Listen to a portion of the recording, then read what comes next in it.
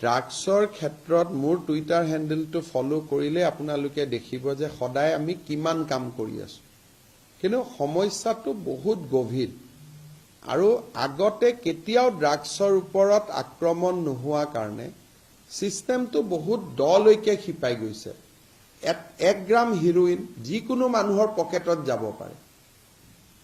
আগতে কেইজনমান ডিলাৰ আছিল এতিয়া তেওঁলোকে অসংখ্য ডিলাৰ এপইন্ট কৰি দিছে যাতে সৰু সৰুকৈ ড্ৰাগছ বিলাক যাব পাৰে কিন্তু আমিও কাম কৰি আছো আৰু এই বছৰতো হাইয়েষ্ট ড্ৰাগছ আমি সিজ কৰিছো আৰু অলপ টাফ একশন লব লাগে কিন্তু আপোনালোকে জানে যে বেছি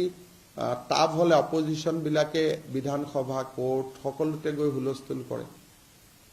আমি যেটো স্পিডত যাব খোজো স্পিডটো ৰখাই দিয়ে প্ৰথম বছৰটো মই বহুত টাফ একশনে লৈ গৈ আছিলো কিন্তু বিৰোধী পক্ষ কোৰ্ট বহুত স্লো কৰাই দিয়ে তেওঁলোকে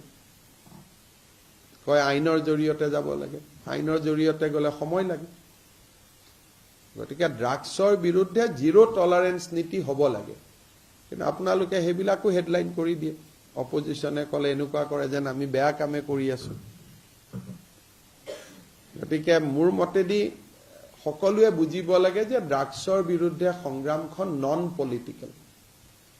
আৰু পুলিশ টাফ হ'ব লাগে আৰু বিৰোধী চৰকাৰী পক্ষ সকলোৱে পুলিশক এই ক্ষেত্ৰত সহায় কৰিব লাগে নগাঁৱতো 2022ত আমি বহুত টাফ একশন লৈছিলো পিছত আপোনালোকে জানে যে এছেম্বলিত কিমান উত্তৰ দিবলগীয়া হল তাৰ কাৰণে গতিকে মই ভাবো যে কিছুমান বিধায়ক যাক মানুহে মহানায়ক বুলি ভাবি থাকে তেওঁলোকৰ চিন্তা চৰ্চাত পৰিৱৰ্তন হ'ব লাগে